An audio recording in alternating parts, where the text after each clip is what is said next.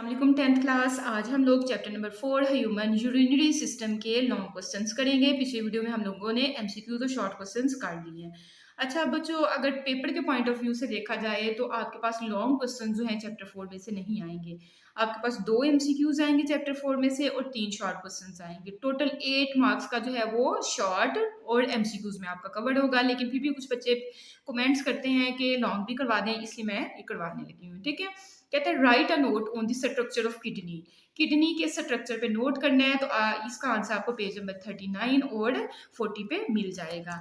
अब अगर आप लोग पेज नंबर 39 पे आते हैं तो उसने कहा स्ट्रक्चर ऑफ किडनी पे आपने जो है वो नोट लिखना है। तो पहले तो आप किडनी के बारे में थोड़ा सा यहाँ से बताओगे, यहाँ से उसके बाद स्ट्रक्चर ऑफ किडनी पे आ जाओगे। नेक्स्ट पेज पे आपके पास डायग्राम जो है कोशिश करनी है बनाने की, और यहाँ तक आपने फर्स्ट वाला क्वेश्चन का आंसर कर लेना है। ठीक है, मतलब कि नेफ्रॉन से ऊपर ऊपर तक। उसके बाद आपके पास सेकंड वाला क्वेश्चन है describe the structure of a nephron. Nephron के स्ट्रक्चर बताना है एंड ड्रा लेबल डायग्राम, और इसकी लेबल्ड डायग्राम भी बनानी है। अब अगर आप लोग आते हैं पेज 40 पे, नेफ्रॉन की हेडिंग बनी हुई है, यहाँ से आपने सेकंड वाला क्वेश्चन का आंसर स्टार्ट करना है। डायग्राम आपने बनानी सीख लेनी है। अगले पेज पे आएंगे नेफ्रॉन के बारे में, रेनल कार्पसल और रेनल ट्यूब्यूल के बारे में बता के, और यहाँ तक मतलब कि फंक्शनिंग ऑफ द किडनी अगले टॉपिक से ऊपर ऊपर तक आपने सेकंड लॉन्ग क्वेश्चन का आंसर जो है वो यहाँ तक कर लेना है। उसके बाद आपके पास थर्ड वाला है describe the process of pressure filtration and reabsorption in kidney. तो इसका आंसर आपको पेज नंबर 41 पे मिल जाएगा। अब देखिए, एक तो उसने पूछा हुआ प्रेशर फिल्ट्रेशन। पहले तो आप किडनी के बारे में बताओगे, यहाँ से आपने थर्ड लॉन्ग क्वेश्चन का आंसर स्टार्ट करना है। दो चीजें, एक उसने प्रेशर फिल्ट्रेशन पूछा हुआ है और इसके साथ दूसरा उसने पूछा हुआ है रीअब्जॉर्प्शन इन किडनी। तो रीअब्जॉर्प्शन भी इसी में है। तो मतलब यहाँ से आप स्टार्ट करेंगे, यहाँ तक सारा ही लिखेंगे, फिर आप अगले पेज पे जाएंगे और यहाँ तक जो है डेड लाइन, यहाँ तक मतलब कि ट्यूबुलर सेक्रेशन से ऊपर ऊपर तक आपने इसको कंप्लीट करना है। ठीक है, उसके बाद आपके पास नेक्स्ट वाला क्वेश्चन है question number 4, what is tubular secretion, how it helps in removing wastage from blood. तो इसका आंसर आपको पेज नंबर 42 पे मिलेगा। अब अगर आप लोग पेज नंबर 42 पे आते हैं, हेडिंग बनी हुई है ट्यूबुलर सेक्रेशन की, और यहाँ से बताया हुआ है कि बेकार मादों को खून से कैसे निकालता है। तो बस आपने ट्यूबुलर सेक्रेशन वाली जो हेडिंग बनी है यहाँ से स्टार्ट करना है और उसकी डायग्राम बना के यहाँ पे एंड कर देना है, मतलब role of kidney in osmoregulation से ऊपर ऊपर तक।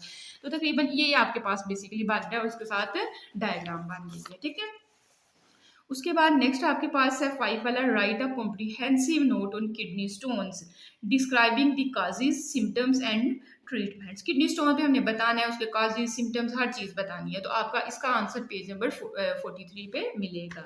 अब अगर आप लोग पेज नंबर 43 पे आते हैं तो किडनी स्टोन की हेडिंग बनी हुई है, सिम्टम्स, काजेज, ट्रीटमेंट, सारा कुछ उसने पूछा हुआ है। तो ये पूरा पेज आपने करना है यहाँ तक एंड तक। ठीक है, 5 वाले लॉन्ग क्वेश्चन में स्टार्ट से लेके जहाँ किडनी स्टोन की हेडिंग बनी है और एंड तक आपने सारा ही कर लेना है।